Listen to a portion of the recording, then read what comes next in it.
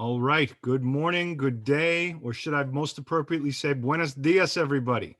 This is Lars Leicht from the SOMM Journal, welcoming you to our virtual tour of Spain. SOMM Journal is very proud to partner here with Félix Solís in our very special introductory, and I'm happy to get this rolling. So, hello, everybody. It's great to be here today. I want to thank everybody for tuning in. I personally think that I share this sentiment with a lot of people, and that Spain is a fascinating, attractive place, the land of flamenco, the land of bullfighters, places that we all dream about and fantasize about, and of course, wonderful wines that personally I don't know about, and I think that Spain has got a lot of secrets that we all are hoping to discover some of those today, and I think we've got the right people with us. So we've got a great team to help bring us on our little tour of España. And I'd like to start it off by introducing Pedro Garcia, who is the managing director for the US and Canada for Félix Solís. Welcome, Pedro. Thank you for being here, man.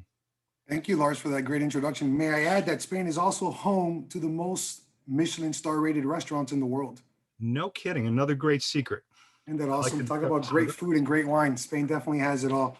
Thank you to my fellow panelists. Thank you to all the viewers across the US or from whenever you're connecting with us from.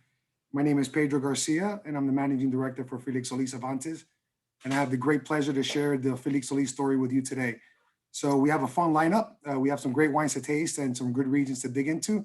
But I wanted to start things off with just giving you a broad overview of who Félix Solís Avantis is and kind of our market strategy into the US and our kind of our global success as well. So here we go.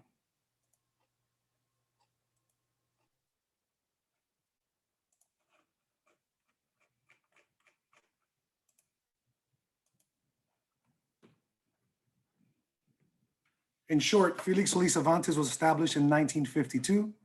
Fast forward to today, Félix Solís Avantis is still 100% family owned. We have an interesting structure to our group, which is laid out here in front of you here. Félix Solís Avantis at the top is the marketing vessel, the administration, logistics, and marketing services for the wine producing groups in the bottom. We have Félix Solís to the left, which is our wineries in Valdepenas, our winery in La Mancha, and we have Pagos Del Rey, which is our commitment to Spain's most prestigious DOs. And let's face it, this was a project that we started to develop in the early 2000s. And the family knew that if they really wanted to be a global player, and especially Spain's leading family producer, they needed to have a position in each of Spain's most prestigious DOs. So we started to invest in the north with wineries in Ribero Eduardo, Rioja, Rueda, Toro, Rías Baixas. Most recently, we're currently breaking ground in Chile. So by Q1 of 2022, we will have a state-of-the-art winery in Chile with about 50 million liter capacity. So really making us more of an international player and broadening our portfolio. Fourth generation family, as I mentioned, we're the largest still wine producer in Spain. We're the seventh largest producer in the world. What's most interesting and unique about our go-to-market strategy here in the US, let's face it, Félix Solís Avantis is a household name in Spain and in many major European markets like Germany and the UK. But the US market was the redheaded stepchild. You know, we kind of delayed the process for X or Y reason. We really didn't get our strategy together.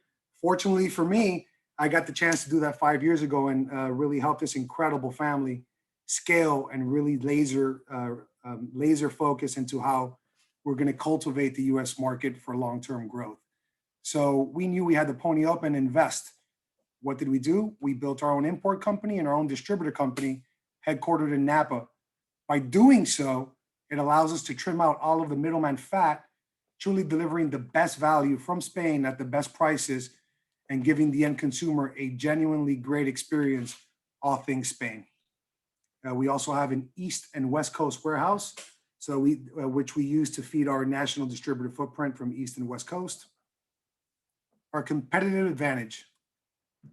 Let's face it, our winery in Valdepenas, which is the headquarters for the global group, is probably the most state-of-the-art facility, second or equal to Gallo and Modesto.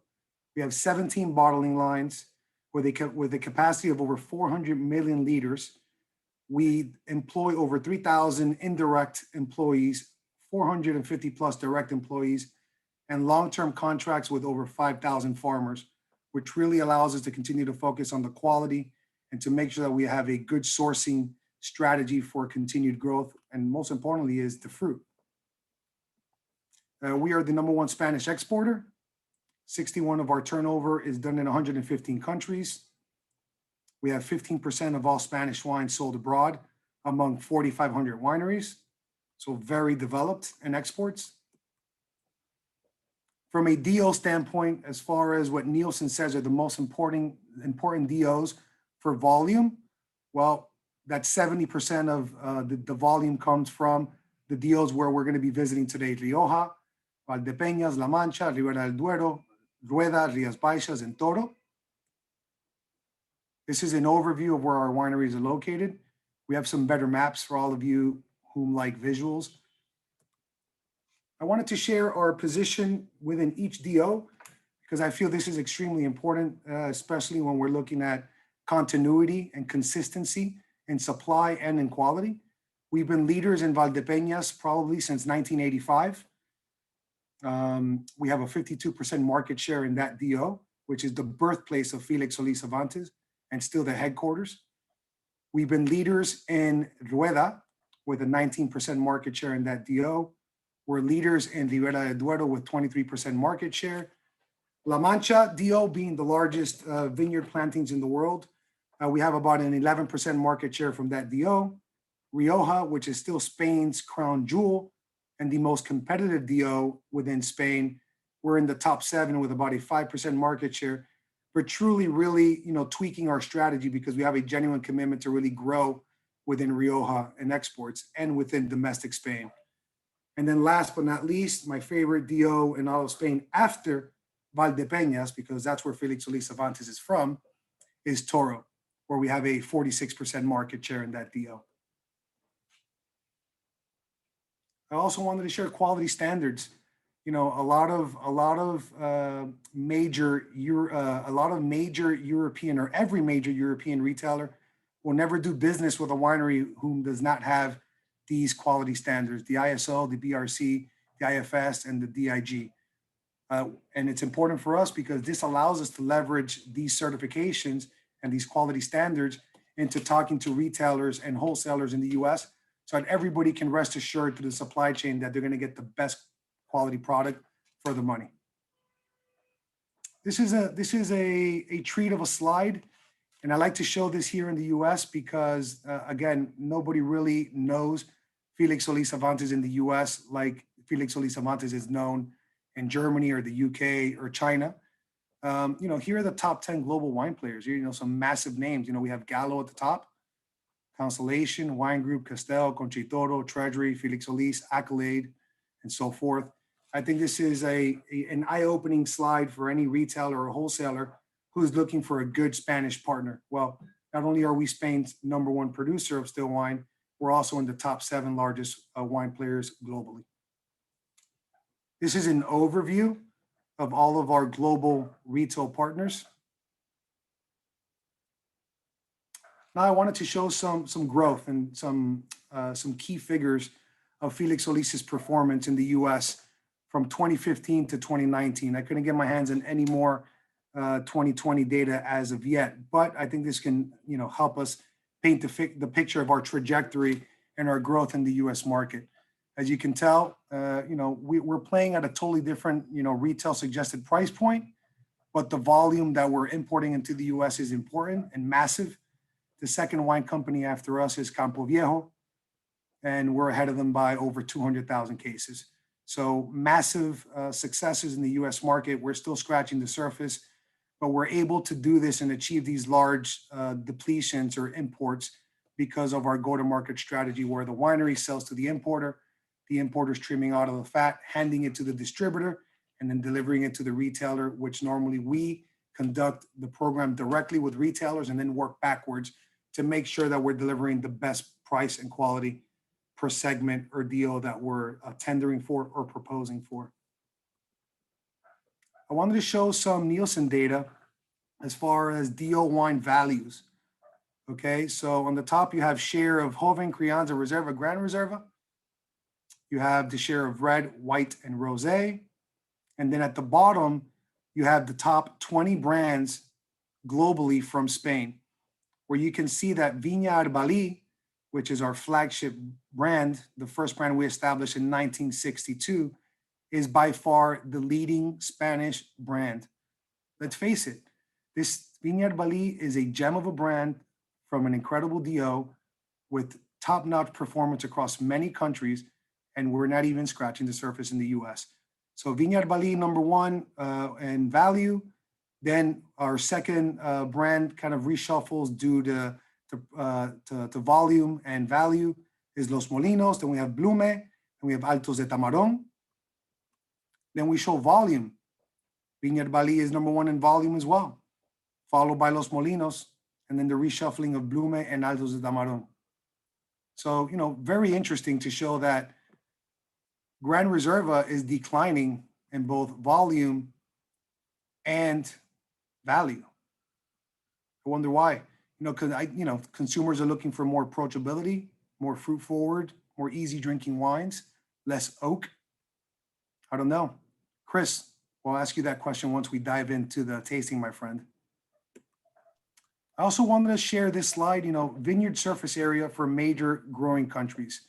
Spain is by far number one, followed by France, followed by China, followed by Italy, followed by Turkey, then the US. This is important because Spain not only has the most surface area under vine in the world, Spain is also the world's leader in organic wines. So I think that's extremely exciting that Spain is the world's leader in organic wines. And I'll say we have 20% more than our second contender, which is Italy. And I think we're going to continue to lead the trend towards more organic plantings for the next 5 years.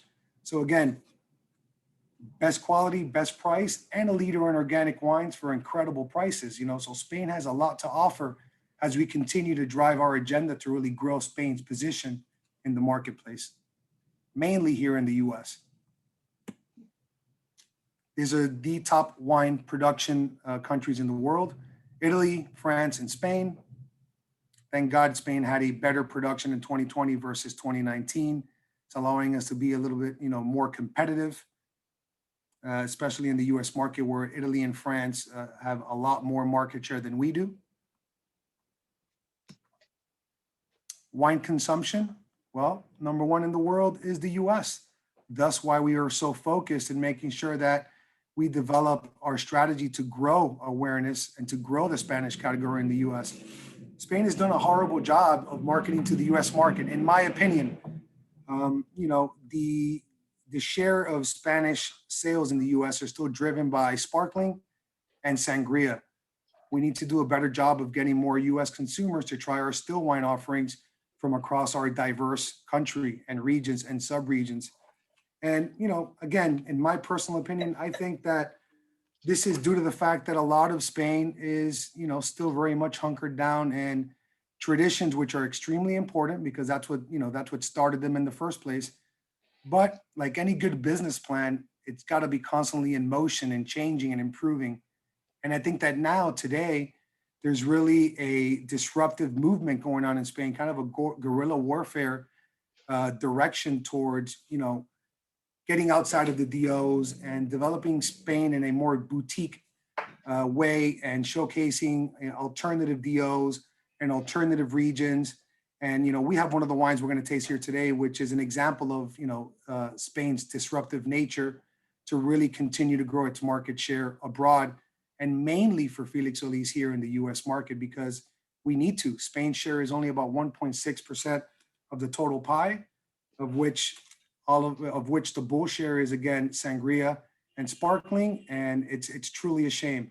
And I think it's because Spain hasn't really created brands or a package that's appealing to the US consumer, and a style that's going to be appealing to the US consumer, and more so a category that's going to be appealing to the US consumer, because Tempranillo doesn't really have much shelf space in supermarkets here in the US.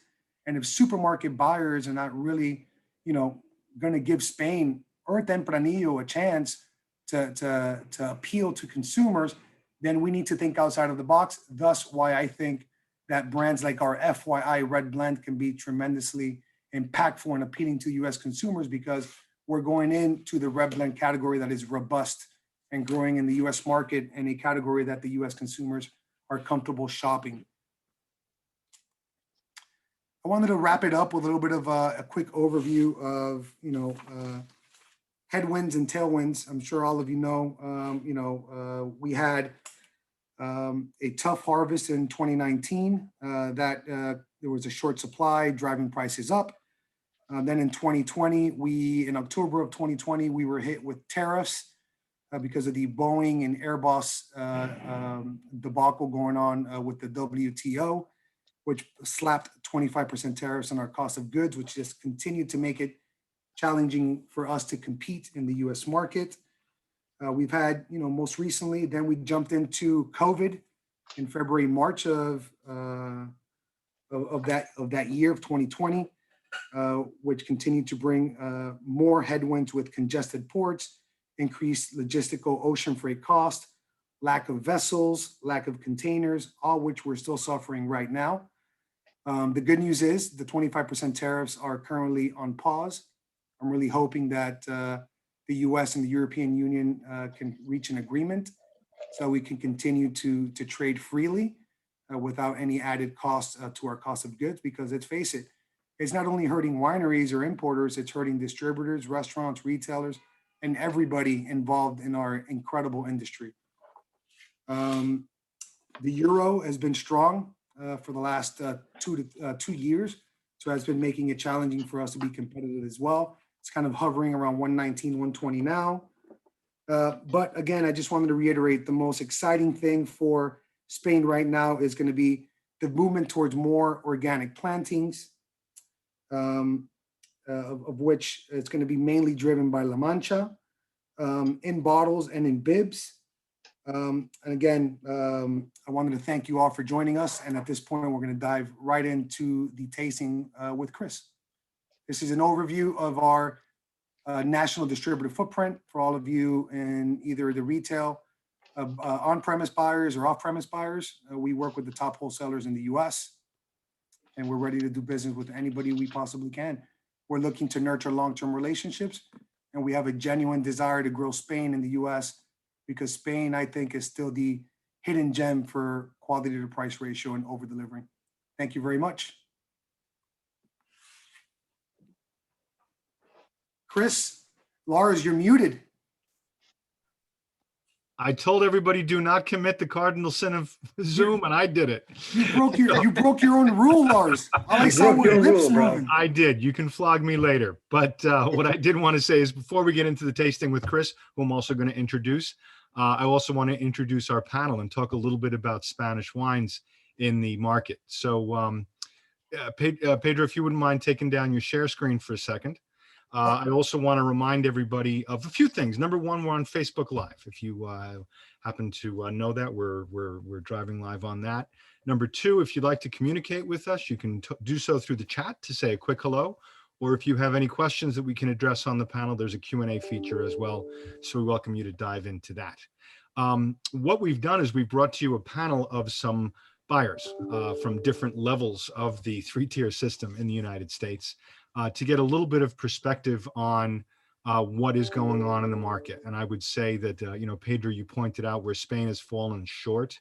I think that Solís Avantis, Félix Solís Avantis has really taken the lead and is showing us some beautiful wines. So let's start off by asking Pablo Perez, who is the VP of Sales for Mexcor, to tell us a little bit from his vantage point in Southern Florida, what the situation is, what is the current perception of Spanish wines, and what do you see as its potential and its likely future? Welcome, Pablo. Thank you, Lars. Well, I started with Gallo 32 years ago, and I lived all my life in Florida, most of my life. And I was raised drinking Spanish wine. It was always at the table with my grandfather and my father. But I'm amazed how Spanish wines have developed. It's incredible what they're doing in Spain. For example, on the on-premise and restaurants, you see every day more and more wines from Spain, regions or DO, like we call it, from Rioja, Valdepenas, Rioja, Ribera del Duero, Toro, and we can't forget about Cavas and Sangria. They're always in the list as well. And new regions are coming up too, like Monsanto and Priorat, and even La Mancha.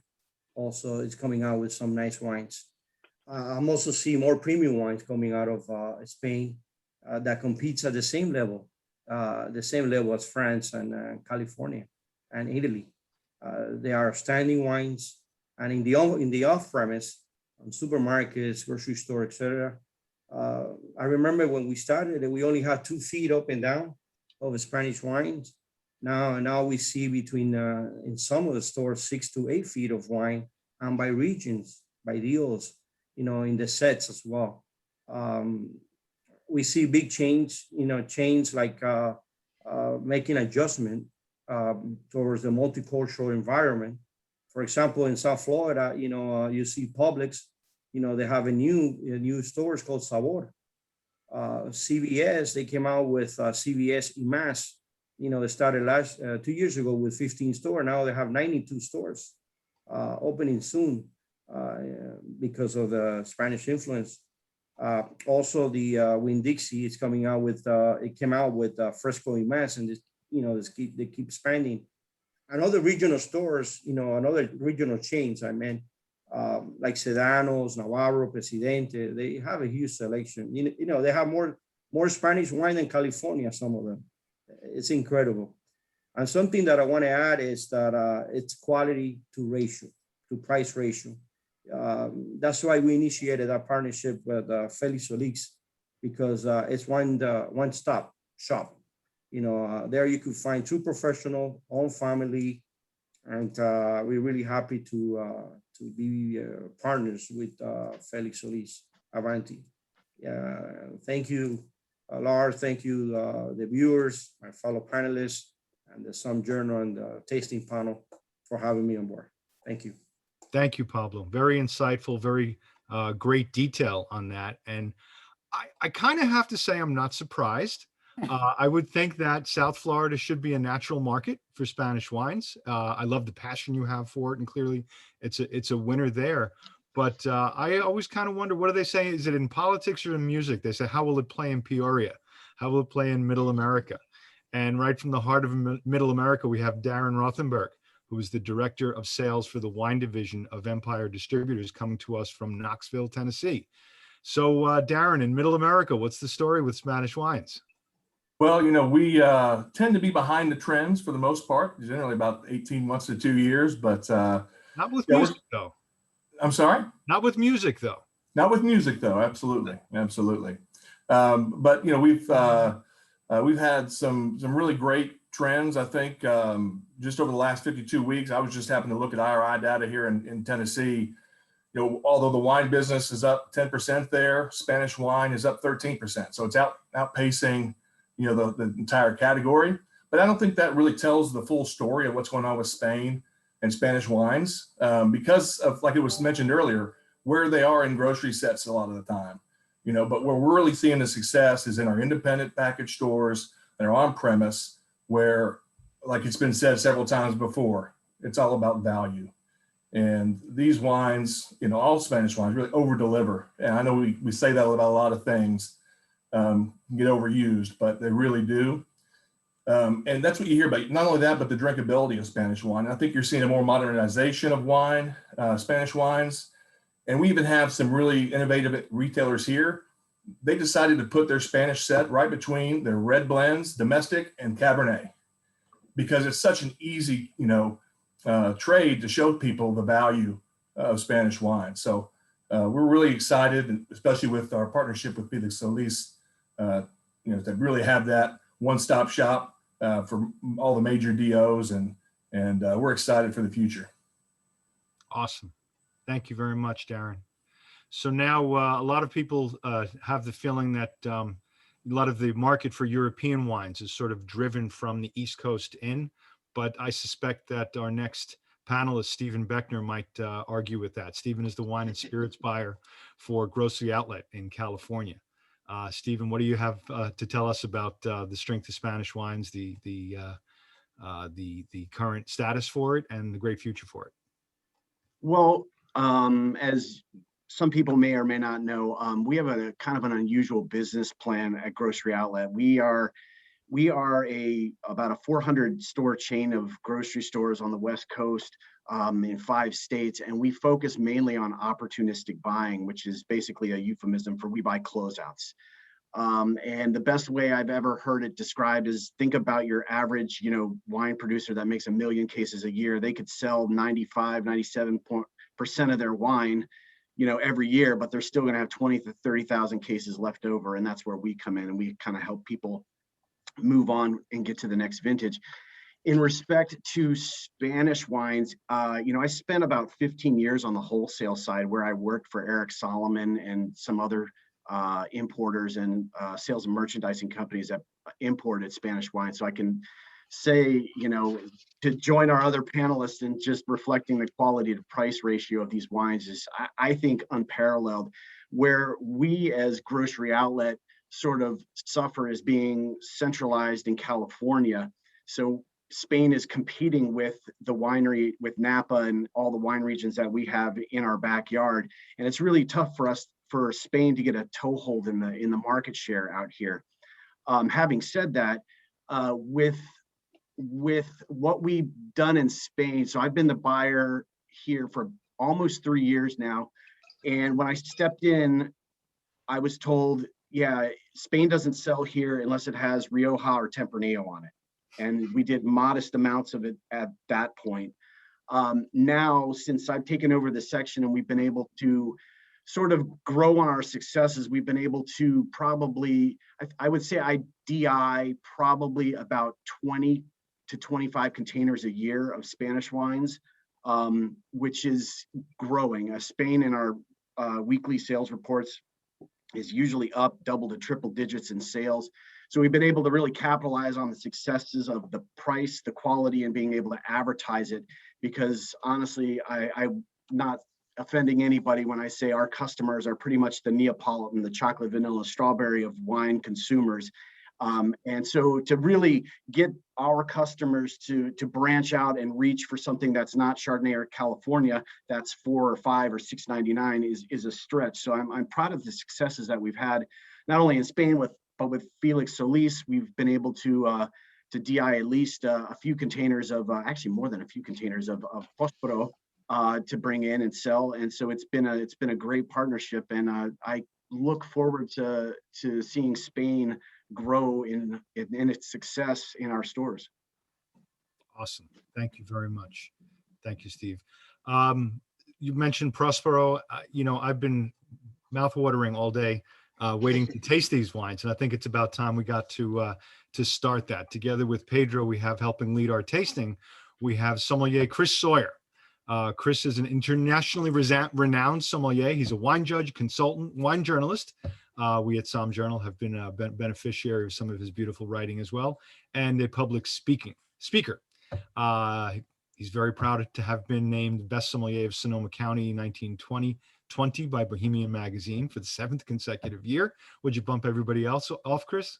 And he's got a lot of awards and honors. And I think the biggest award we can get right now is to have him with us. And I don't know, maybe we'll see him write about the sommelier files on about this tasting. So Chris, welcome. Well, thanks so much, Lars. It's great to be a part of it, to work with you and Pablo, and to really just represent, an American view of Spain in general. I think that's why calling this the Tour of Spain was very, very appropriate, because what I love about Felix Solís is just because they are a great company and a family-owned company, that's one thing, but how many different regions they represent in Spain is a bigger deal to me. I have been to Spain many times. I have been to all of these regions that we're going to be talking about. I feel lucky for that, but I've always felt that it's been my job to share information about these places, because for many years I feel like they were under the radar I think it's getting people to drink these wines the first time is the big step that will get them to the next level. I think that's why this show is going to be very important today, to really kind of get this information out there. But what I love so much about this is this kind of set that we're going to go through here in a few minutes is really representing 6 different DOs and with 8 different wines. So we get to talk in detail about the little ins and outs of each of these places. But as an overview, quick overview of Spain in general, its placement closer to the equator makes it a little bit warmer by nature, especially in the middle of Spain where the La Mancha area is, which is very, very dry. But there's an advantage to that too. The advantage being that because of that, they do not have problems with bugs. And the powdery mildew is not a factor there because it's so dry.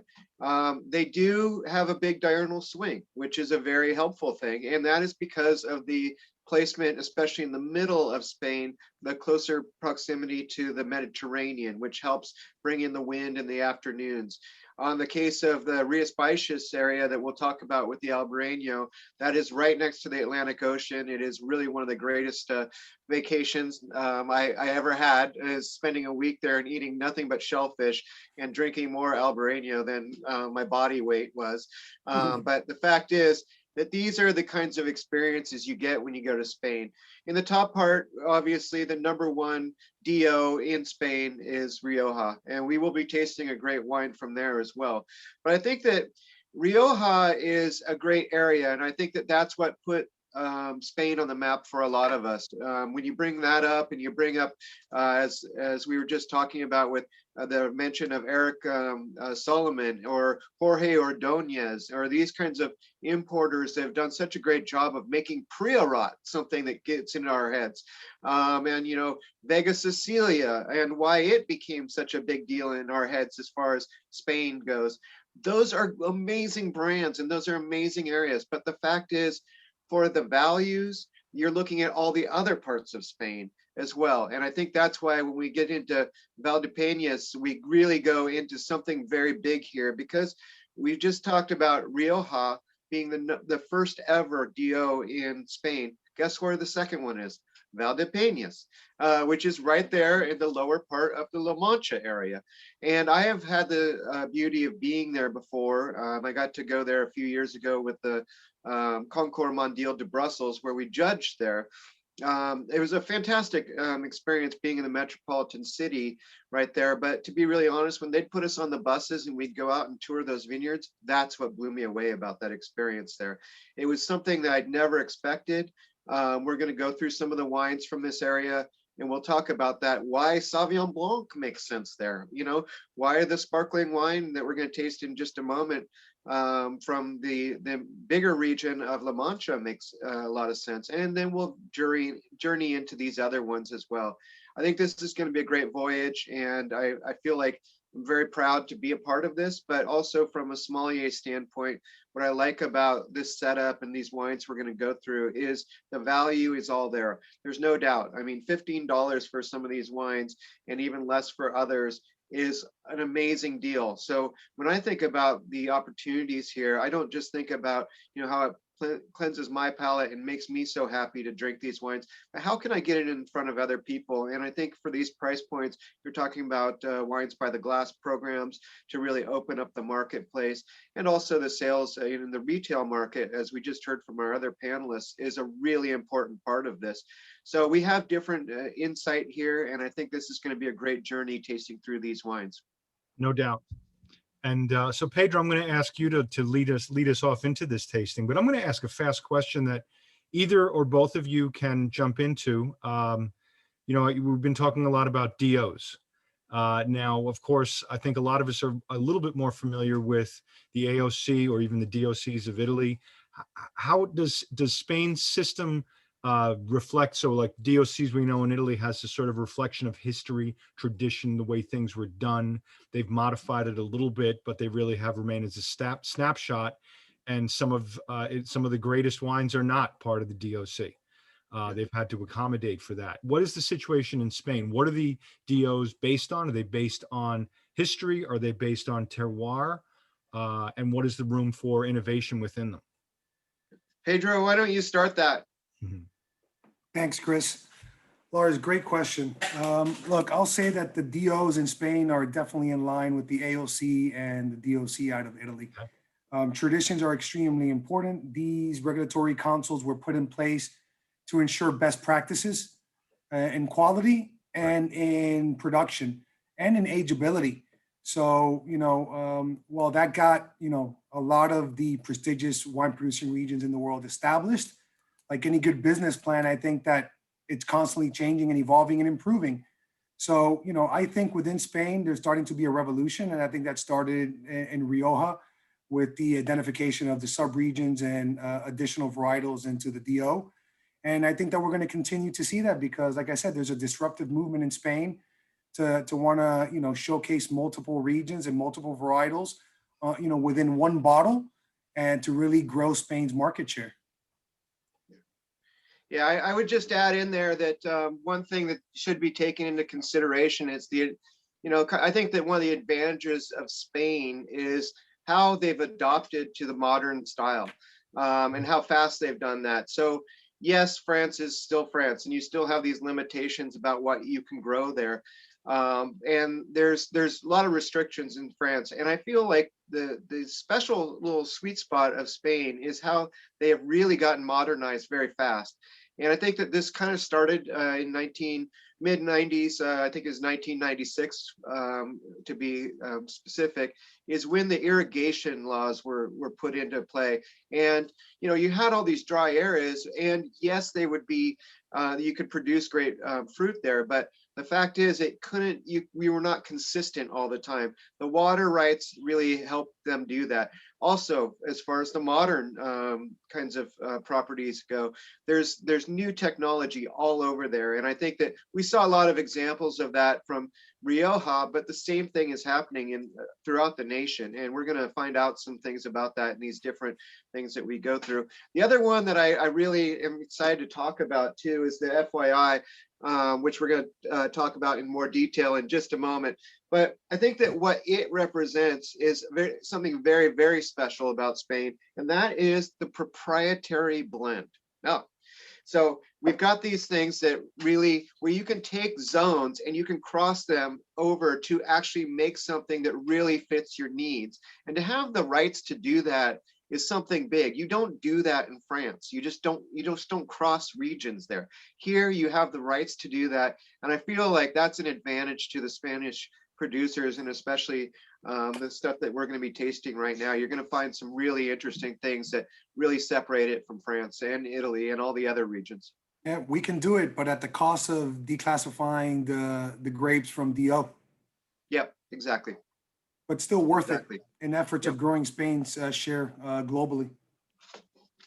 So can we go ahead and start? Let's do Please, it. I thought you'd never Okay. say. Let's do So it. to start out with, we're going to go and we're going to start right into a special tasting of the Prospero. And this is a great little chart that Pedro brought up here for us to look at. And what I think is the most key thing here is, obviously this is not champagne, and obviously this is not even Prosecco. And in fact, that's what makes it so cool, is it's not Prosecco, and it's not champagne, and it's not Cava. It's actually really made in the Cremant style, which is making the base wine, getting it to its fermentation process of the first stage of fermentation, and then putting it into a bigger what we would call a vat or a chamber, as you can see here. Then once it's in there, you're adding in the sugar and the yeast and putting pressure on it. So that's what starts the secondary fermentation that creates these bubbles. And as we call them, the fizzy wonders of this amazing selection here. And I think that what makes this is even more special is it's made with Tempranillo. And so this is kind of a signature grape, obviously, of Spain. It is the #1 red grape of all the high-end wines that are made there. I believe that in terms of just gross acres or hectares planted, it actually is Grenache or Garnacha. that is actually the biggest planted one, but not all of that is used for high-end wines. It's especially still wines. A lot of that is used actually for different types of drinks, and they're not wine. So I think that that's why this is a very good one to start with. Right away, you can see that it is that yellow, that amazing color there too. It's a kind of a dark pink, and that's reflective of the variety itself, the Tempranillo. So when we get into this one, I think that really what starts out with anything that you want to start out a party with is to get people to be happy. And this is a great method of doing that. Get them a bottle of this, open that bottle and pour it for them. And right away, it's very greeting as far as the aromatics goes. You've got fresh fruit right on the nose. You've got amazing bubbles that are coming up. I would call it fizzy. It's not as active as you would have champagne that's bubbling from the bottom up the whole entire time. It's got the fizz to it though, and it's got that nice little kick of acid, which is wonderful to start out with opening foods, especially appetizers and even ceviche. When I look at this wine, I just want ceviche right away, and with good reason. I think that's a great thing to pair with this. But what I think really stands out about it are these red fruits. You've got the raspberry and almost like a red apple skin on it too. There's a little bit of a plum note, but when I've been tasting this today, just before we started, I started really getting this kind of wild strawberry effect. And I think that that's really a key to thinking about Spain, is there's that rustic part about it too, that it's not really fancy all over the place. It's when you get out into the vineyards, you're like, oh wow, I'm in a really special place. And I feel like this is a great example of La Mancha as a whole. This is the most planted region in the world. It is the center of Spain, and it really has a lot to give, obviously, as far as where it can go because of the new technology and these new improvements, especially in winemaking and even in irrigation. So I feel like this is I think it's named quite aptly, which is prosperity, and this is the grand selection from that special area there. On the nose, like I said, very aromatic, but let's taste it again. It's a beautiful wine. Gorgeous wine. Like Chris said, raspberry, strawberry, red apple, wonderful aromatics, nice balanced bubbles, so they're not aggressive or overly carbonated. It's got a nice touch of acid at the end, so it really cleanses your palate to get you ready for that next bite of food. This is an incredible food wine, any type of shellfish, oysters. Talk about spicy food. This is an incredible wine to go along with spicy foods as well. Or let's face it, this is good on its own. This is a great, sipping wine to get home and pop it open and really unwind as you get, from work mode to home mode. It's just really, really approachable. It's high quality. It's fresh, vibrant, easy drinking. So it's got more of that, citrus, tropical fruit, flavor characteristics versus, the traditional method. And, and it's got an incredible price point. It's got incredible value. This wine is, wholesale across the US anywhere between $6.50 and $7. BTG, for a good placement, we're focusing on a very hot price of $6 a bottle. So, you're talking about retail, $11 at the grocery stores or your independents, or and your on-premise side, this can be anywhere between, $8 to $9 a glass. So again, incredible value for what's in the bottle. Yeah, I'd say I think Chris was right on when he used the word earlier, the Cremant, because this reminds me more of a Cremant than a lot of other Charmant wines. Beautiful, round, soft flavor. Yeah, and again, I mean, it's made in the Charmant style, but it is like a Cremant. It's because of that nice. You made a really good comment too, Pedro, which is freshness.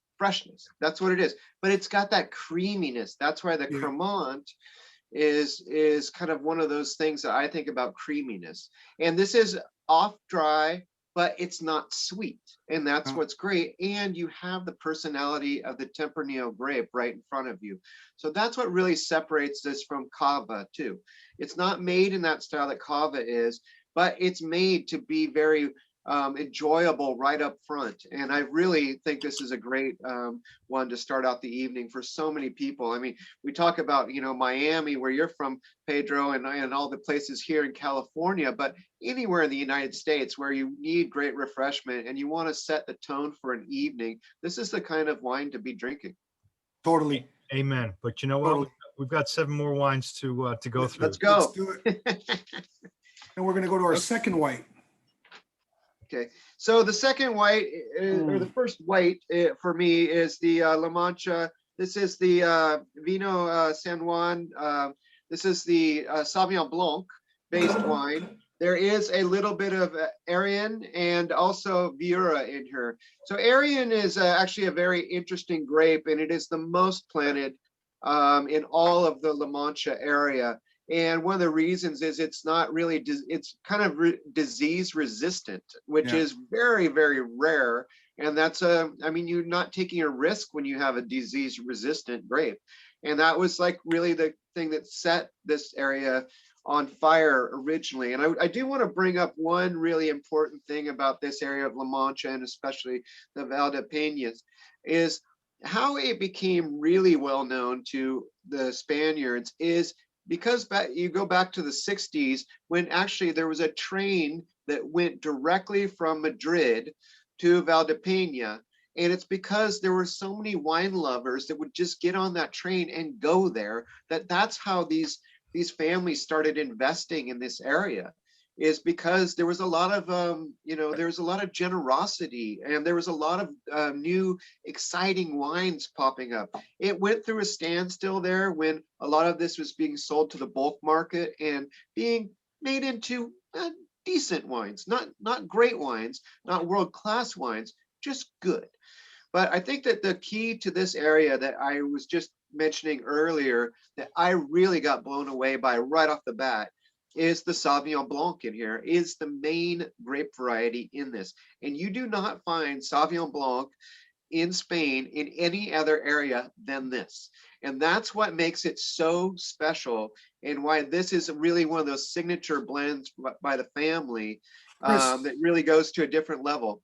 Chris, I love you, brother, but I'm gonna have to step in here and say that another incredible deal for Sauvignon Blanc is Rueda, which I think is the hidden gem for Sauvignon Blanc. Yeah, but it's right there in the same zone. It's still in the La Mancha.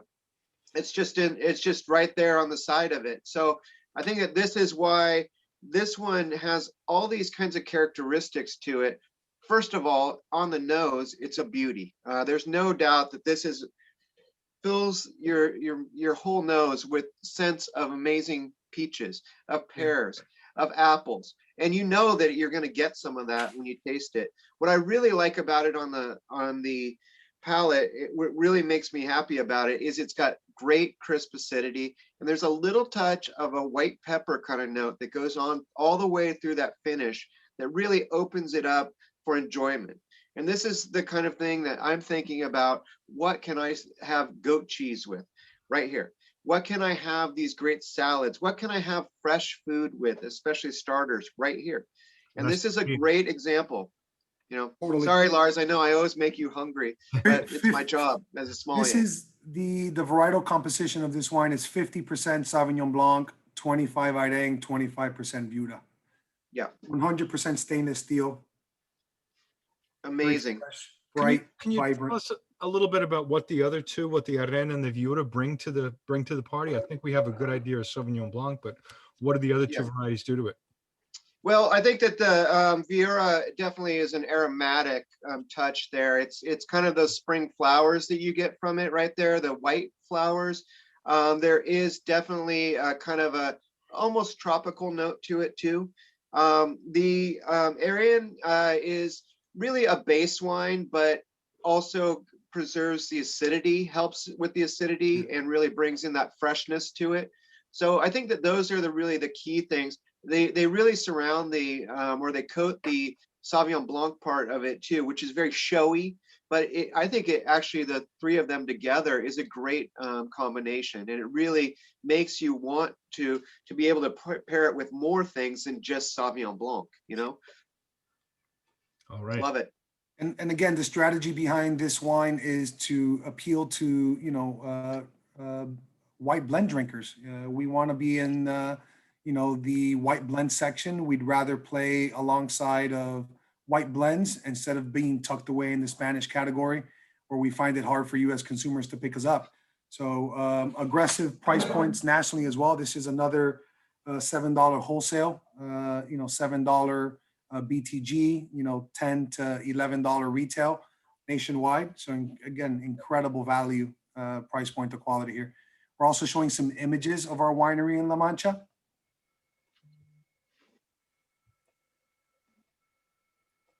All right. That's some Aiden right there.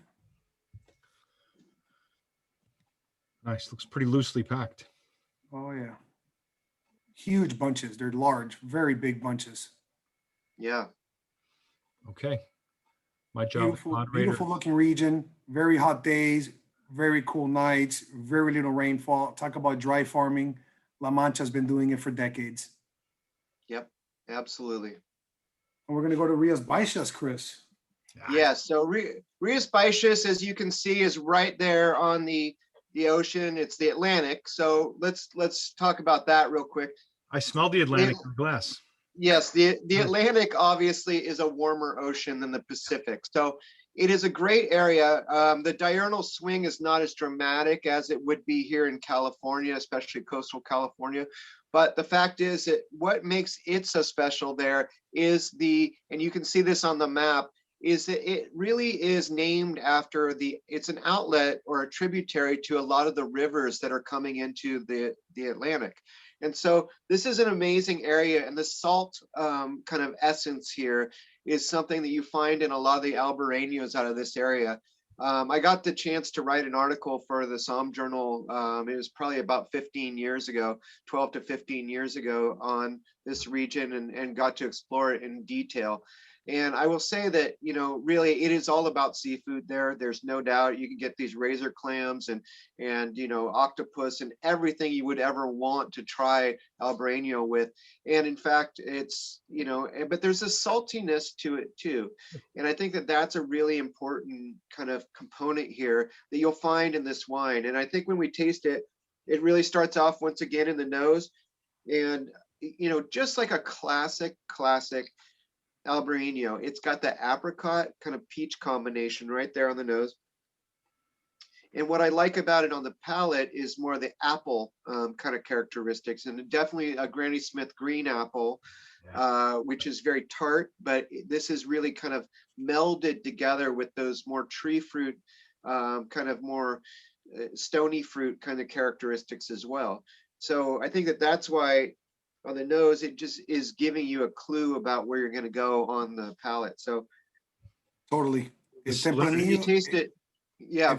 If the brightness and the freshness of this fruit is very well preserved in this wine too. And I feel like the mouthfeel, Pedro, is really what makes it so cool. I mean, it fills the entire mouth. It's round, but it's got great laser beams as far as the acid goes on the finish. And it's really does have that little salty character on the back end that reminds you of great oysters and all the great things that you get to have. I might pair this with oysters, but I would want a little mignonette with it too, because it can handle those kinds of, the oniony scallion kind of things that you get out of these kinds of sauces that you'll find too. So I think that this is a really multitask kind of wine that can really be great by itself and also with food. Totally. And, there's definitely one of the top seafood wines on the planet is Albareño, for sure. Absolutely. Incredible with shellfish, incredible with any types of seafood, whether grilled or pan-seared, just incredible food wine. If you haven't had a paella with Albareño just yet, I ask you to please go do so ASAP, because it is a match made in heaven. Okay. It's a wonderful wine. Great value again. This is nationwide, $11.50 to $11 wholesale. Retail 15 to 16 nationwide. Aggressive BTG pricing as well at 11. So, incredible value, incredible varietal. If Tempranillo is Spain's king, I will name Albarino its queen. Although it is not the most widely planted white varietal, that's for sure. That's Aiden. And Aiden does a great job in the wine world, but Albarino is just sexy, delicious, creamy, and such a fun wine to have with food. So I truly love it. I wish we can get our hands on more. There's, the region is not keeping up with global demand, and we're seeing that chokehold on supply starting to peek its ugly face up. As we've been planting these seeds for so many years, and then here we are, running into roadblocks. But hopefully we can correct that issue within Villas Baixas, Galicia, and we can continue to feed the world with delicious Albarino. Yeah, and let me ask you a question real quick too, Pedro, while we've got the map up here too. The Val de Salines is the region, the sub-region where you really have the biggest plantings right there. That's any of it done in the pergola method? Well, there it is. Oh, okay, there we go. Yep, the pergola. Absolutely. Yeah. So that for everyone that can see this little image here, the pergolas are a very interesting technique where they don't really use wires or metal poles as the sides. It's usually the granite rock that's there, and it's always where you reach up. So what that means is instead of having instead of allowing it to mold, you've got a lot of air circulation there. So it was really a key thing, and it's really probably the best place on the planet to see the pergola in effect. And I think that this is a really good example of showing you how the workers are reaching up to grab the fruit. And it's really unique style. Obviously it's one thing that I would say that California has learned of all the grapes, maybe besides Garnacha and the little bits of Tempranillo here, probably the biggest impact is from Albarino, with a lot of people trying to plant Albarino. You never will see the pergolas here, but I think that that's one of the cool genius things about this region and how they thought about this engineering so long ago, and it's produced these great wines that we're starting to find in our marketplace. I think this is a stunning example of that. All right. Well, Delicious. moving on to the next wine. Pedro, any other comments on that before we move? No, absolutely not. I was replying to one of the questions from our viewers, so I got a little sidetracked there. No, Albarino, delicious, incredible region, the Green Spain coastal region on the edge of the Atlantic, on the northwest tip of Spain. Wonderful place, wonderful wine. The DO was established in 1988, by the way. I want to make sure we share these dates with our viewers. And I didn't mention the La Mancha was established in 1932. So talk about, a long lineage of making wine in that region. Absolutely. So speaking of La Mancha and the sub-regions of La Mancha, we will now go into the FYI. So maybe you could maybe we can open this up, Pedro, by telling everyone why you came up with this amazing little label here. Well, I can't take all the credit. First of all, have an incredible family and team and winery behind me. But look, let's face it. When I got the opportunity to come work for Félix Solís Avantis, I'd already been some years in the industry. Whether at the wholesale side or on the supplier side, to numerous capacities. And my first supplier opportunity was with another Spanish winery, and it was extremely difficult to break into the U.S. market. And I've continued to see that difficulty level in the three-tier system as my career has developed.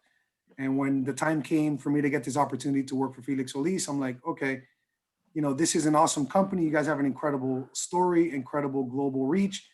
But if we really want to grow Spain and the U.S., we have to think outside of the box. What can we do? What are you doing that's exciting? What are you willing to do that's exciting and disruptive for us to really drive more trial into Spain and the US? And fortunately, they had been, tinkering around. The UK market actually instigated this blend, this cuvee, being the most mature wine market for the company as far as exports is the UK. And, I was super excited about this. And I'm like, wow, now this is exactly what I think is needed in the US. So although I couldn't use the brand that the UK was selling, which was the Governor, because we ran into trade mark issues, we arrived at FYI. So why FYI? It's one of the most commonly used acronyms in the world. Let's face it, how many times do you, or, panelists and viewers, how many times do we use it in an email, in a text message, or even in a conversation? It's recognizable. Everybody can pronounce it, but most importantly, it can help us tell a story. For your information, this wine is estate grown and produced by a family that's been growing grapes since the 50s. It's fruity, yummy, and intense. Frutoso y interesante. Find your inhibitions, free yourself intensely. So we kind of ended up with this playfulness of what FYI can mean to each different consumer across the US, while we're driving the message to try Spain and this disruptive package that looks nothing like Spain. And again, most importantly, to this strategy, to the success of this brand, was the fact that we were going in and attacking the red blend category, because now we have a real shot. We have a red blend offering where we can go to retailers, whether buyers on the on or the off, and ask them to place us in that red blend category. So this brand performs extremely well in varietal sets, not in countries of origin, because if we place FYI Spain, it does tend to get lost.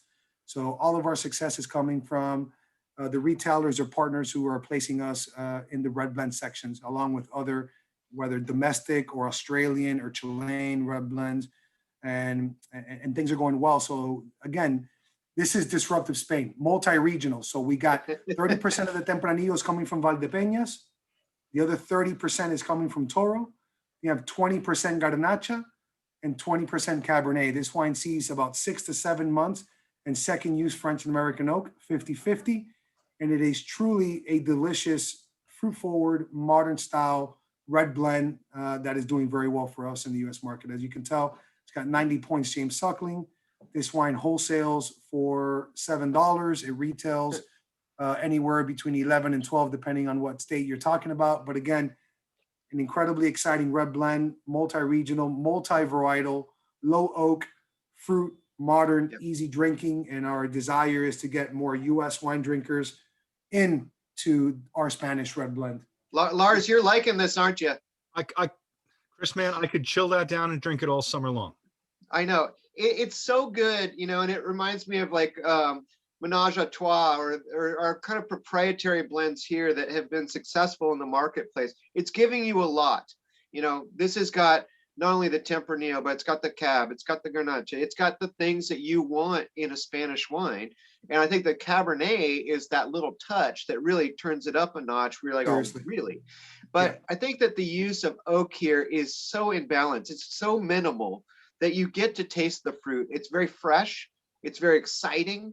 You've got a lot of black fruit characteristics, especially what I get out of it is a very dark kind of cherry kind of flavor, but mixed in with wild berries, and especially blackberry there. It's got a little cocoa note on the nose. It tastes amazing. It's smooth, but it's got acid. It's fresh. And that's why, you get a bottle of this in front of you. If you finish it, understandable. I understand that 100%. When you're watching a movie, it's delicious.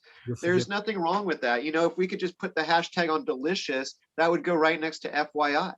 That's the way I think about it, because this is really what this wine is meant to be. And I think that this is has a great fit here with the American culture to learn about Spain and to learn about these subregions. And just to give you guys a scope too, these are two areas, Toro, which we're going to discuss in more detail, because I'm infatuated with Toro just in general, and I love Valdipania for so many reasons. But this is a combination of those two regions. And when we look at La Mancha is a big area, big area. This is down at the bottom of that. Both of these areas are in the subzone, and they're the kind of the lower part. So they're warm for sure.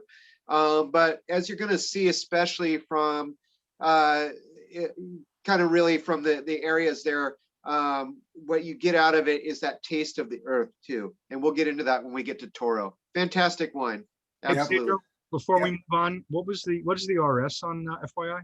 The RS on FYI hovers at about 15 grams. Great. If I may add, if you like Menastra and Apothic, you will love FYI, and you pay $2 under. It's incredible wine.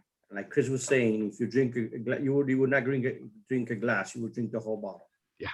Just try it. Thank you for that very kind compliment, Pablo. We're definitely in good company with those wines, and we have every inch and desire to be at that scale sooner than later. But yeah, this is a beautiful project, a beautiful concept, and again, most importantly, it's that that disruptive movement that's happening in Spain to really want to deliver and create these wines that are fresh and appealing to the consumers. Before we taste the next wine or talk about it, Pedro, can you pull up the picture of Toro so we can give everyone a perspective of Toro? Here's the map, but I'll show you what it looks like. We're talking about, gnarly, 180 to 80 plus year old vines. We're talking about a region that is still 100% planted to old bush vines. Yeah.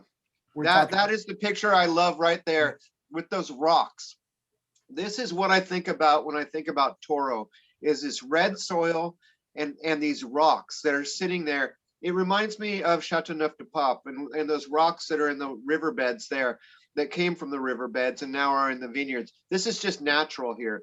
And I feel like this is one of those undiscovered areas. And what I like so much about this next wine, the Centero, is first of all, it says Tinto de Toro on it. So what that means in Toro means Tempranillo. And so this is our 100% Tempranillo. But what makes this even more special is it's unoaked. So we have a wine here that is just giving you the generosity of what a Tempranillo tastes like without the oak. And if you look at those kinds of pictures there and you understand there's that rusticity to it just by nature. I mean, it just happens like that. These are bush vines. This is like something you don't find in most places in Europe, especially in the areas of Italy and in France. But you go down to South Africa, you'll find a bunch of bush vines there. So I think that this is a great example of really why Spain is so different. They have so many different types of grape areas there, but Toro to me is something very, very special. And I think that the flavors I get out of this that come to mind are definitely those red fruit components, but also it's a little bit more juicy because it doesn't have that integration of oak like you're expecting from Spain, where, oh gosh, how long has it been aged in this American oak barrel and how long has it been in bottle and everything? Don't worry about it with this one. Just drink it. This is a fabulous wine, and this is what Tempranillo tastes like in its rawest form. I think it's Chris, fantastic on the palate. If you say Tempranillo and Toro, the locals will get very upset at you. This is Tinta de Toro, my friend. Yeah, Tinto de Toro. Talk about a country that's extremely passionate about grape growing and wine producing. How many other countries or wine producing countries in the world have multiple names, or for that matter, 6 names for one varietal like Spain has, for God's sakes? We're talking about Tinto Fino, Sensibel, Tinta de Toro, Tinta del País, Tinta de Madrid, and then the hardest one to say, which I always get wrong, but Chris, you can correct me, is Ojo de Libre over there in Catalunya. Yeah. Liebre. They have their own language. Thank you, up Pablo. there. Yeah. Libre. Ojo de Libre. So we're talking about one grape, 6 names, one country. If that's not passion, folks, I don't know what is. Yep. Absolutely. I think it's a great example, though, of Tempranillo in its rawest form, and it's delicious. Once again, it's great because you're not having to chew on this. You're just enjoying the flavors of it. And that's why I think that it's really a very smart idea for the company to make a wine like this that's just so giving right up front. Very, very approachable and yummy. So, Pedro, there's a question from Aga asking if you used any whole bunch fermentation on this to get out spice and tannin. Yeah, absolutely. Yeah, it's incredible. Again, Toro, One of the few regions that didn't get affected by phylloxera. Why? Look at the bottom right of your screen, is because of that sandy, rocky soil. So, on average, the vines in this region are extremely old, 60 plus, 80 plus, all bush vines. What does bush vine means? At least in my mind, when I hear bush vines, I think still 100% hand-picked fruit. Yep. And No then choice. again, excuse me? No choice. No choice. You got to hand pick it. You got to bend over and pick it up. So gnarly old vines, funky terroir, incredibly hot days, very cold nights. The rocks kind of hurt. The rocks kind of serve a dual purpose of a heating mechanism to the vines to keep them warm at night. But incredible, thick skins. The very thick skins in this region because of diurnal swings, and it produces really incredible tannic structure. Here we are tasting this wine that has no oak, and it's a mouthfeel. It's got an incredible viscosity to it, and it's lush and easy drinking. And at the price point we're offering this wine, it truly is incredible. National wholesale average price point on this is anywhere between $550 and $600, whether you're on or off. We have a BTG program coming out at $550, regular. Off-premise for supermarkets and independents, it's more like $6. So again, this wine is an $8 BTG or a $9.99, $8.99 retail, and you're getting a lot of bang for your buck from the Toro region. Yeah, I think it's a geek wine too. I mean, I think that's what makes it so interesting is there's a lot to explore. You don't really taste Tempranillo by itself, and this gives you that opportunity. And I think it's a really fantastic example. If you guys don't take something home with you, remember Tinto de Toro. That's right. It's a very important thing from today. The deal was established in 1987, so one of the newer ones. And it just so happens that Tinta de Toro is so delicious that it was the chosen wine for Christopher Columbus's trip to the Americas. Good for him. I love it. All right, so the next wine we're going to taste, we're going to go to Rioja. I think we all know a little bit about Rioja. I've had experiences tasting wines from there. The most famed area of Spain outside of Spain. There's no doubt about it. And I think that this is a really nice touch that the family has really invested in Rioja. Is this the only release from Rioja at this point, Pedro? As far as Crianza, For the US? Excuse me? For the US? Yes, this is the only brand we're selling in the US. So it's Arenegui, and we're bringing in the Joven, the Crianza, and the Reserva. Okay. Oh, is Arenegui a family name, or what is the significance of that?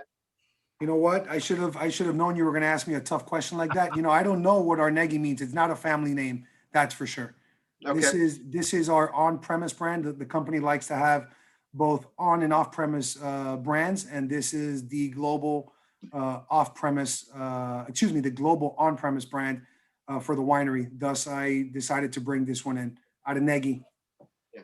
I think another thing about this for everyone that's listening out there, probably something that's just a real key here too. Once again, this is 13.5% alcohol. What we do here in California, that 13.5 is not a doer here. It just doesn't happen. This is real precision winemaking, and I feel like this is a great example of Tempranillo, and it's from one of the greatest areas of the world for wine growing. What I really get out of this is that rustic kind of note to it too. There's that earth, there's that amazing kind of style of minerality that really pops too. It reminds me a lot of this area. For one reason, I'd walk down this one vineyard, and it was this wild garlic that was just growing there. And I will never forget that smell, but it reminds me of those things that I really want to be able to taste with this, is green garlic and this together. Sign me up, I'm there. Give me some goat, give me some amazing types of meat that are slow roasted, and give me that. It's a good thing. And I think what you've also done here with this wine that I really like a lot is it's got a softness to it. It's got a silky texture. It's got a lot of fruit to it too, especially those dark fruits. There's definitely this kind of almost pomegranate kind of component to it. that really blasts it, all over your mouth. But the fact of the matter is that it is really, you can sit here and you can take it and you can sip it and you can enjoy it. There's nothing hard about this wine. It is perfectly made and it's as silky as you can get. Thank you. I totally agree. I think I love the freshness to the wine. I love the fact that has so many different components and layers to it. It's not one dimensional or homogeneous. It's really yummy. It's showing extremely well today. And that's the beauty of wine, right? You never know when they're going to show up to the party. It's a living organism in a glass. But this wine is really sexy, really delicious. Very, very vibrant. sexy. Yeah, I mean, it's like you just kind of want the flamenco dancer to be there and while you're drinking it, you just want to have you want to have a tapas night, where you get to taste different things with this wine. Look, which really makes me happy. I'm going to share the one image or or daydream that comes to my mind every time I taste Rioja. I get teleported to downtown Logroño and going out and eating food and jumping from bar to bar and hitting tapas and drinking wine. And I think Darren can attest how much fun it is hanging out in the Rioja region, huh, Darren? He's laughing. Absolutely, yeah, especially with you, Pedro. Oh, well. I mean, the connections. So delicious Tempranillo, perfectly balanced integration of oak. So it's not overly oaked with the 12 months that this wine sees. And, when I taste and smell Rioja, all I want to do is eat manchego cheese and some shiny meats. I want some, I want some jamon, I want some pata negra, some jamon serrano, I want some chorizo. And that's just an incredible pairing. So when I think Rioja, I think cheeses and shiny meats and bouncing from bar to bar and from tapa to tapa and having a great time with friends. Yeah, that's why I think tapas is such a good general term for this, because you want to try different things with this. It's a fantastic wine. And I mean, for the price, it's so money. It's so good. And it gives you a lot of experiences are waiting for you when you buy a bottle of this. That's what I like so much about it. So the current average national wholesale price for this is going to be hovering around $8.50 to $9. And yeah, that price point. That price point was driven up because of the tariffs. We really couldn't do anything about that. Not just us, but a lot of Spanish companies, when put in that tough position to have your livelihood affected by an unexpected, overnight tariff. And it just so happens that Darren was with me in Spain when this news broke in October of 2019. It was very challenging. And what a lot of wineries could not do was change the blend or the cuvee of our wines to be above 14 or to land around 14.5, because there was a gray area in the tariff laws that were imposed that if any wine over 14% ABV doesn't pay the tariff. So you'd be surprised to know that from October 2019 to the end of March in 2020, there was more 14 plus ABV wines coming out of Spain or out of Europe than ever before in history. Yeah, amazing. I'll just say too, being on that trip with you, Pedro, just for anybody that works with Félix Solís, the nimbleness and the quick decisions to do what's right was just amazing. So I have to say, Thank you, Darren. That's great. And Jay did ask a question too about the vintages. The FYI is non-vintage, correct, Pedro? No, the FYI is vintage. It's 2017. So yes, it is vintage. Oh, there it is. Sorry, I couldn't see it.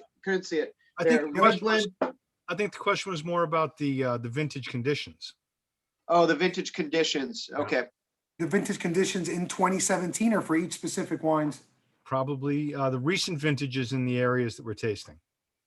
Look, I think the recent vintages were great. The toughest vintage was 2018 was extremely rough, especially in the north because of the frost and the hailstorms. The current vintages have been consistent in quality and in yields. So that's been a blessing. In the south and in La Maceta and La Mancha, it's extremely consistent. And if we can avoid massive droughts right before harvesting, then we always come up with some really good yields and some incredible quality wine. So yes, the recent vintages in Spain have been fantastic in terms of quality and challenging depending on the DO in terms of yields.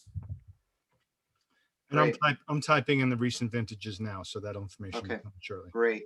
But let's Well, Moving on past Rioja, that was gorgeous. Yeah. Valdepenas. Now we've been talking so much about it, but we haven't really gone there physically, and we're going to take you there physically with this one. So this is the Vina Albali. Yeah. This is the Viña Arbalí Gran Reserva from Félix Solís Avantis. This is our flagship red from Valdepenas.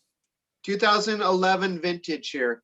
So got some time in the barrels, got some time in the bottles. And the thing is that I love the kind of structural aspect of this wine. When you and I tasted it a few weeks ago, Pedro, I kept coming back to this wine for days. I mean, it was so good. You want to talk about, having fun and, stumping your fellow wine friend or, your study partner, your additional student of wine. Take a bottle of Vineyard Balí Gran Reserva, brown paper bag it, and put it up against some other Riojas or Riberas, and you'll have some fun reactions to this wine, price point, the quality. There's a tremendous amount of elegance in the bottle. It's got some serious depth. It's not homogeneous. It's got an incredible floralness to it, wonderful acidity. The tannins are really elegant and linger. This is a fantastically incredible wine for, let's face it, this wine wholesale is $10. Yeah, unbelievable. And, I think that the most important thing, just as a starting point, Valdepenas means the Valley of the Rocks.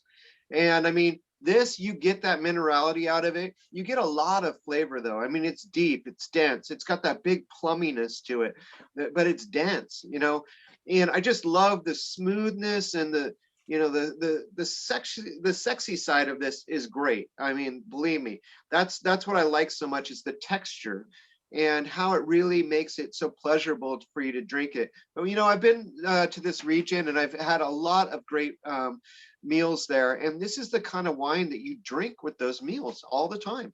And it is so classic Valdepenas. And I think this is one of those areas like Toro and Valdepenas are going to be the areas for everyone to really explore a lot more in detail. I mean, we're going to get to Ribero Eduardo in a moment here, but which is the one that's already gotten hot.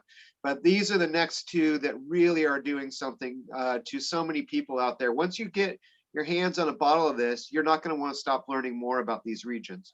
And I think this is a great example of it. I get a lot of graphite out of it. I get these nice little nuances that are really put in there, but it's not all about the winemaker at all. And that's the greatest thing about these wines is it's not about one person. It's about the grape and how they've used their skills to really showcase the grape comes first, not them. Totally. And then, Mother Nature also plays a pivotal role, right, Chris?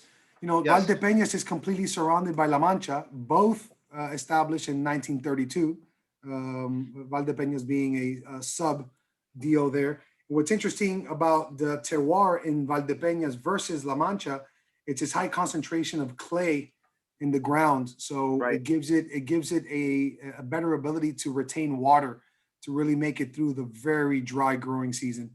So very, very special region. Yeah, so many nice touches on this wine. I just think it really opens up the palate. It's not, there's nothing about a hardship with these wines, you guys. They're just exploration tours inside your mouth. They're so fantastic. And this has got so much grip to it. And this is Tempranillo in a different form now.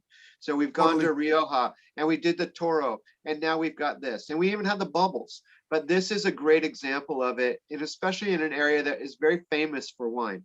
And as we said before, this is the second DO ever of them all. And it was even before the bigger DO of La Mancha was created. Or Ribero Eduardo.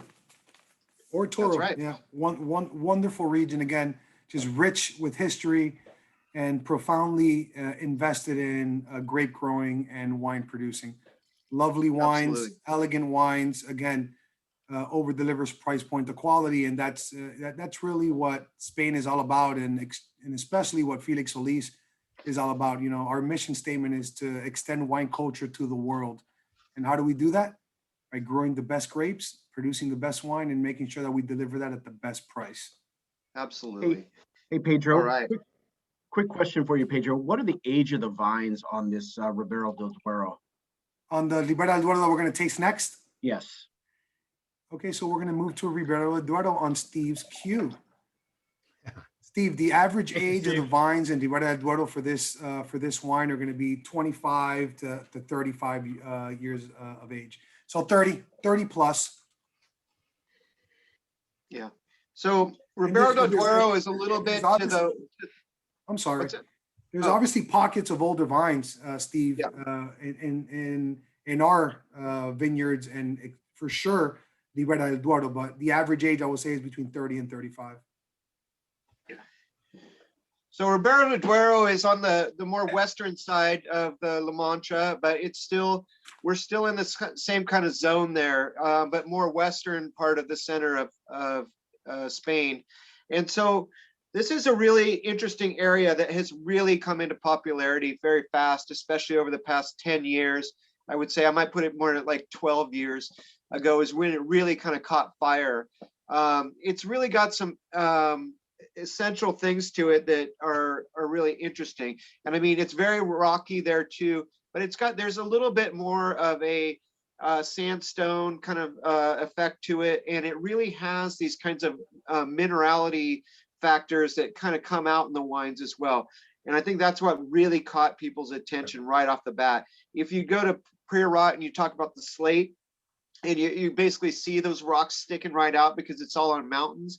This is a same thing, but it's all much more flat with some hillsides, but not the big, you're not struggling here. The grapes are very healthy here, and that's why they just put out great fruit.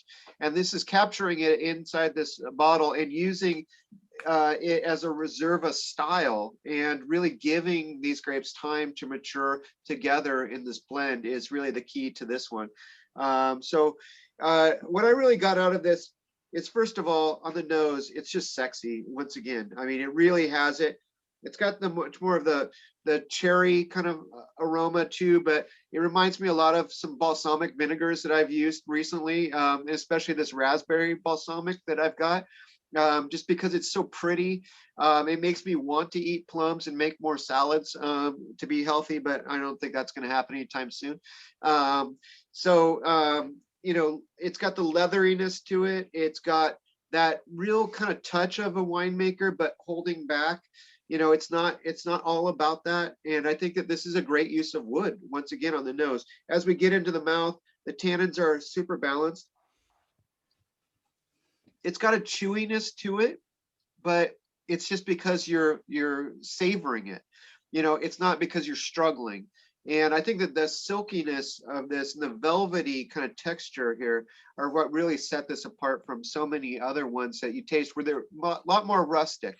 I think this is so clean, and it's even perfumey on the nose, which was super attractive when you get into that. There is this you know, element of freshness that's very, very distinctive, that really makes you want to explore this more, especially as it opens up in the glass. And this is another one, Pedro, that I got the chance last time to really kind of go into more detail on this by tasting it later in the day, which really is just, there's things in here that are hidden, and they are those kinds of mineral effects to it. And, you know, there's definitely this fig, kind of this ripe, dark fig effect to it too, that is so good. So I really think that this is a great version of a Reserva, a Spanish Reserva for that matter, but also it has that touch of Ribero del Duero on it with that minerality and that freshness to it. An amazing wine. Gorgeous wine. The DO established in 1982, primarily focuses on reds and rosés, no whites in the region. Our winery, Pagos del Rey, is located right smack in the center of Ribera del Duero and Homelidio de Rao in Burgos.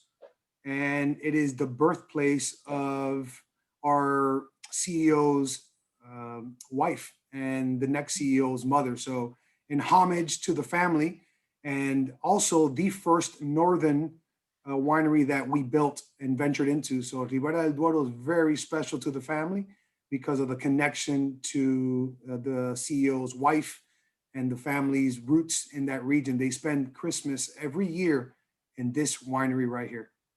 Yeah, it's an exciting wine, just tasting it now. I mean, I just went back to it, and now there's the licorice, there's the black tea, there's everything is opening up here. And this is a great example of a well-made wine that just keeps on giving. Yeah, well, incredible wine. Wholesale, again, average across the US, anywhere between 11 and 12. Retail, under 20. Incredible value, 93 points, James Suckling. I think the wine speaks for itself. It's a remarkable region, a remarkable wine in the glass. Fantastic. And that, ladies and gentlemen, takes us to the end of our very fun deep dive tour of Spain. Thank you everyone for joining us. Lars? It was amazing. Thank Chris? you very much, Pedro. Chris, Darren, Pablo, Steve. What a great visit to tour. Answered a lot of my questions touring Spain, and just got me even more excited for the beautiful wines of Spain. Great to know a little bit more, and really impressed with the wine That's right. portfolio that Vineyard Solís has to offer. Aga, correct. That's right. They allowed whites in 2019. Thank you, Aga, for that. Aga's on top of it. Nice. When you say Spain's modernizing winemaking, I'm reading some questions. I want to make sure we get back to as many of these have been. Yeah, we're dwindling, but let's, if we can, there was a question about what's the impact in Spain with climate change? Excuse me? What's the impact in Spain with climate change, and are winemakers finding themselves having to do anything to address climate change? Look, I know climate change is a challenge for everyone. What Spain is doing to address climate change specifically in the vineyards, I really don't know. I haven't had that conversation with our winemaking team, and I don't have the knowledge to answer it in depth. So, I'm sure we're pivoting and doing everything we can to have less of an impact. I know we're trying to leave as less of a carbon footprint on the planet as we can in all of our vineyards. But I can't say more to the subject. I would just say too that once again, going back to 1996 and the opening of the rights to do irrigation there is probably the key to keeping it very fresh there. It's an important thing. We learned it here in California. I mean, we picked up the ideas from Israel, and look at what a difference that made. So climate change, we have to deal with it, as it occurs. And but I think Spain has been very ready for it for a long time. And I think the biggest testament to that is these old vines and how they lived through all this stuff without even not having anyone to help them. And I think that's why Toro and these areas that have the old vines in them are really the classic example of really what Spain really is about. Yeah, I think natural selection. Spain's always been a little bit of an extreme climate. Totally. And they've learned to address it well. All right. They're Pedro. also finding, the other day, I was interested that, they sent me samples of a white Tempranillo. And I call the supplier, I say, white Tempranillo? He says, yes. We find out that there's a white Tempranillo clone. Oh. And I was in shock because even the wine says white Tempranillo. Incredible. It's like the Aga was saying about the Albillo that they find out on Ribera del Duero. Albillo, and it's a great wine. I've tasted it. It's similar to the Albarino, but it's more creamy. It's delicious. The Albillo and white Tempranillo coming out of Spain. You see what happens when you only drink what's in your portfolio? You're not in the loop to the latest education. And I think we can all understand that. Well, look, in short, I think it's important for our viewers, our panelists, to know that there is a passionate family from Spain trying to do their best always, from growing the grapes to producing the grapes to exporting and marketing the wines. In the US, we have our own import company. We're aggressively always doing everything we can to grow Spanish's share in the US market by way of our streamlined supply chain. And we have a genuine desire to bring the US consumers incredible products at incredible prices. So again, thank you to all the viewers that joined us today. I hope you learned little to a lot about Félix Solís and the wines we tasted here today. To my fellow panelists, Chris, Lars, Darren, Steve, Pablo, thank you all for joining us and for giving your perspective. And I look forward to seeing all of you guys soon in Spain so we can drink some Spanish wine and eat some Spanish foods, my friends. Yeah, baby. Absolutely. Yeah. All the best. Thank you. On behalf of SOMM Journal, thank you, Félix Solís Avantis, and all of our viewers today for tuning in, and all our panelists. Thank you. Cheers. Great rest of the day. Ciao.